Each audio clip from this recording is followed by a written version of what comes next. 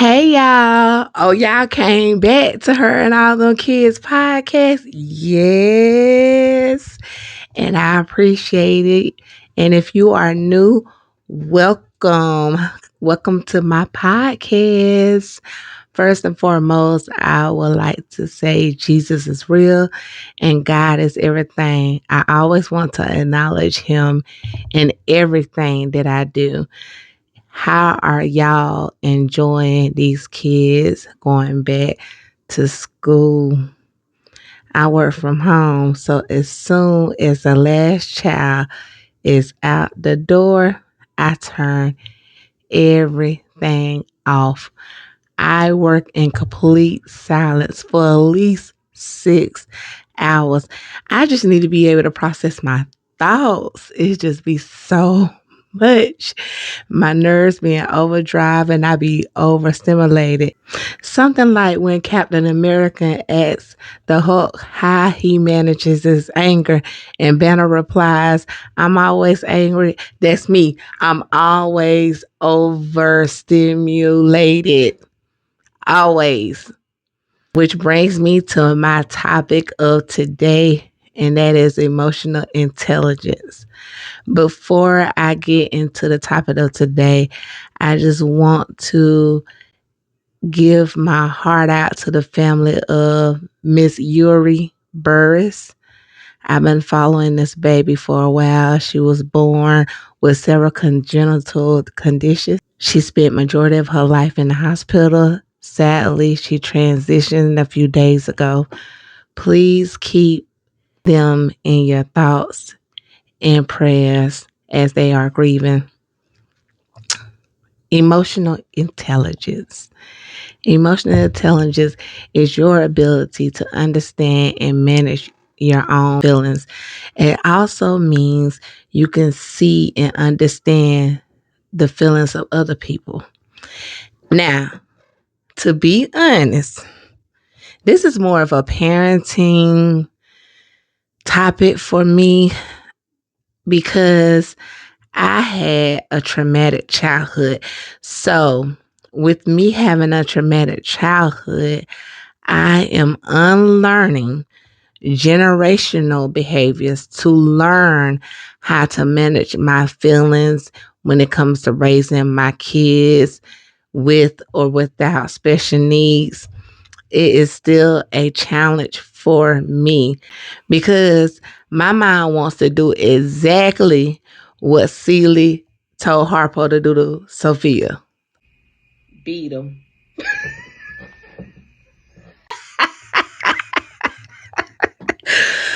Beat they tell. No, no, no, no, no. No. Please don't follow my advice. I am being silly. Please chastise your babies however you choose. This is just my trauma response for me. On the same note, as I said in episode 2, both with or without needs have a general idea of yes and no, what they can do and what they can't do when it comes to how they behave. They study you, so don't be no fool and overlook it thinking it's a disability. But hey, that might just be me because I do not play games. Yeah, they might not get beat, but we definitely handle the business around here. They get beat. There are 4 core components to emotional intelligence. First one is self awareness, knowing your own feelings and how they change your actions. Feeling overstimulated, the constant noise, the physical touch, the touching. These kids, I don't even think I breastfed like that. These kids are always touching me.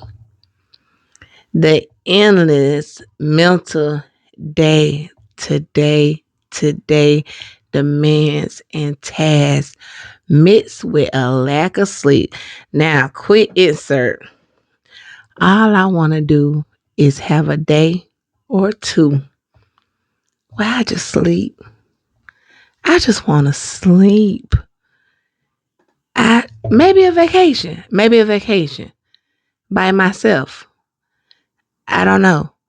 But just a day or two to sleep. My sleep pattern is so horrible. Now, I do get 6 to 8 hours, but not all at the same time. A lot of it has to do with being mentally exhausted. Plus, I'm old. I'm old and don't need to be drinking that before I go to bed. I don't need to be drinking nothing before I go to bed. All that ties into my nervous system causing anxiety and at times high stress. Now, I don't have much stress because it's just me and my kids, but being overstimulated at times, I can have high stress. How I know I am completely at the Hulk, overstimulated, because every single thing gets on my nerves. Every single thing. Jacob has allergies real bad. He might sneeze and I am immediately irritated because I know he needs to clean his nose and I don't hear him moving towards the bathroom. Lord, and don't let me be at work. Per my last email.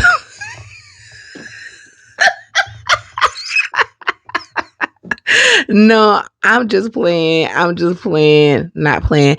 But everything gets on my nerve. Once it gets to this point, I acknowledge it.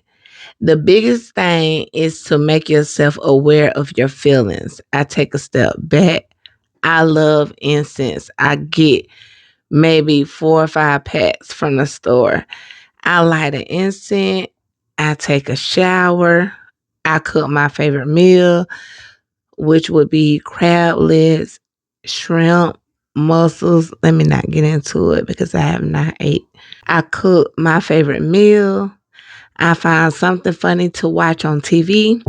This in turn helps me to control my actions. Basically, self management, calming my mind to adapt to a positive change. My question for you parents: what do you do when you become overstimulated? How do you manage your feelings? Please log into my website, herandallthemkids.com. Scroll down to the bottom, click on community, and leave me a message. Share with me your methods of coming down when you are overstimulated. I would love to hear from you. Or you could connect with me on my social media, which is also at the bottom of the page. Any of those social media icons links directly to my social media. Her and all them kids on all platforms. Reach out, talk to me, let me know what you do to calm down. Maybe I need a new method. Maybe I need a new method. Right now, that one's been working. So I hope if you don't have a method, you could also use mine. The second core component is self management, the ability to control your thoughts, feelings, actions, and ability to adapt to new changes. My kids, both with or without special needs, and let me clear this up, the boys have been diagnosed with a disability or with a neural issue.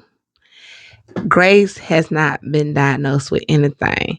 Now, my kids have low self management and self awareness. They are this way for a couple of reasons. The autism diagnosis. Kids with autism do not adapt to change well. It actually throws them off. In some cases, And I've seen this in my kids, especially Elijah. A change in a routine can cause a change in his behavior. And I've seen this in my kids, especially Elijah. The change in a routine can cause a change in their behaviors. It could cause them to act abnormal. For example, Elijah has an aide that comes in every afternoon. Big shout out to Shanika. I have to.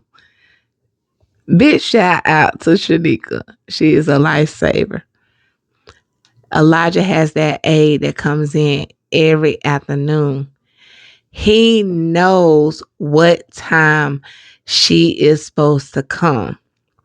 Around the time that she is supposed to come and she is not here, he begins to turn and twirl a lot more than he would on a regular basis.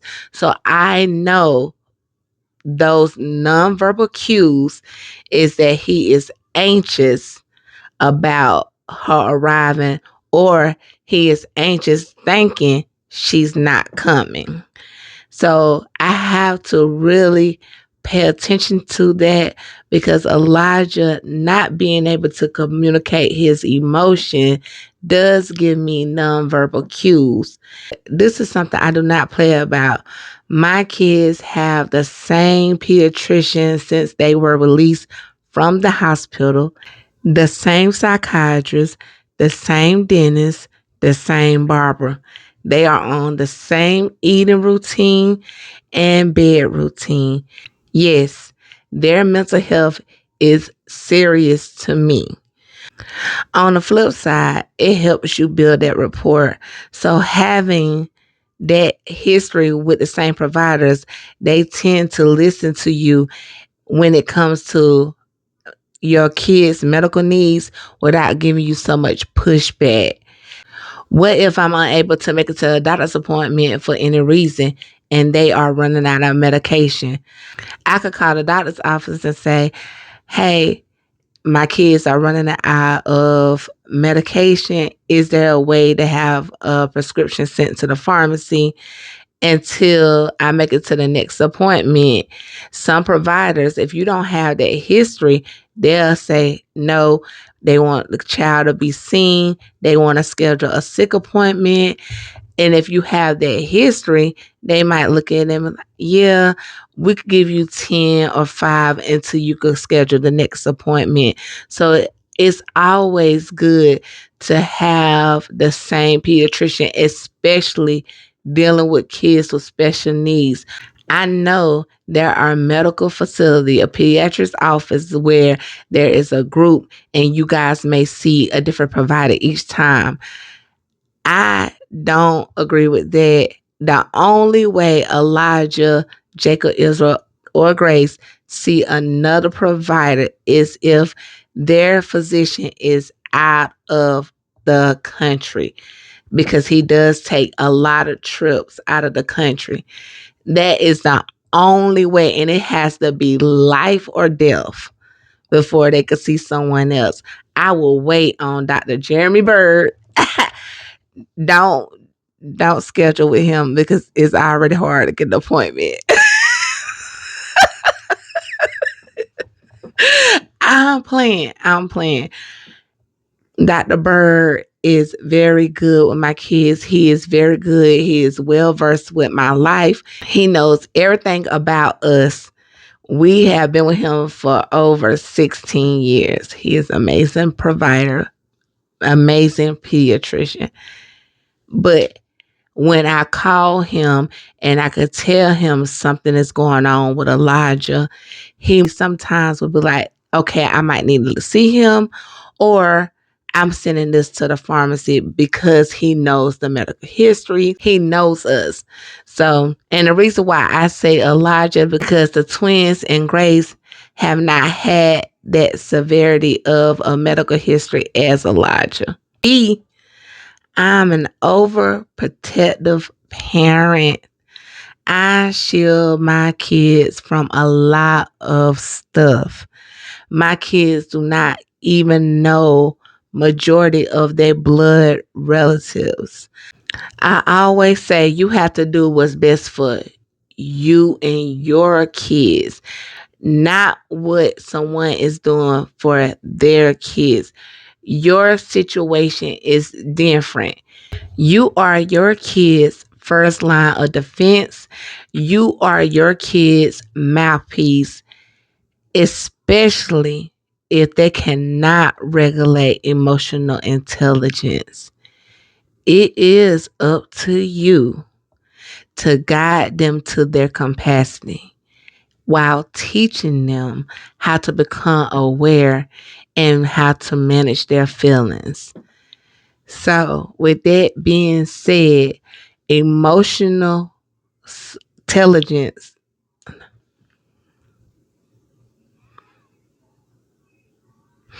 With that being said, I felt as these two were the most important out the four, and I wanted to discuss them first. I will discuss the other two in episode 4. Okay, coming through with the mini series. Let me find out. I want to thank every single person that has listened, liked, shared, or promoted my podcast. I appreciate y'all so much. I love y'all. It does not go unnoticed, it does not go unseen. I just have a lot on my plate. I got too many kids. I got too many kids. I got too many jobs. I have too much to do. If I don't acknowledge it right then and there, I am saying to you guys directly, thank you guys for showing love and support. And as I always say, when it come to my kids, don't let it come to my kids. Bye.